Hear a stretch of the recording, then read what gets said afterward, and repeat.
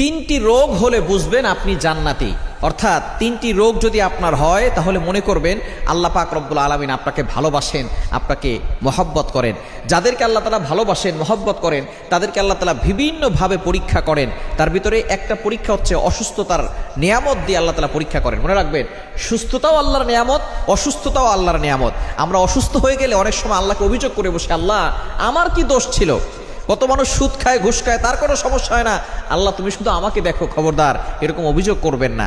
সুতরাং অসুস্থ হলে তিনটি রোগ যদি আপনার হয়, মনে করবেন যে আল্লাহ আপনাকে ভালোবাসে এবং আল্লাহ আপনাকে জান্নাত দিতে চাচ্ছেন। এক নাম্বার হচ্ছে যদি জ্বর হয়।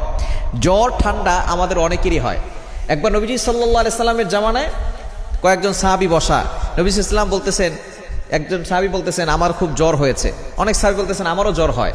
এবার নবী সাল্লাল্লাহু আলাইহি ওয়াসাল্লাম বলছেন তোমরা তো আমার অন্তর্ভুক্ত, আমারও তো জ্বর হয়। কিন্তু একজন বলতেছে যে আমার জ্বর হয় না। নবীজি বলতেছেন তাহলে তুমি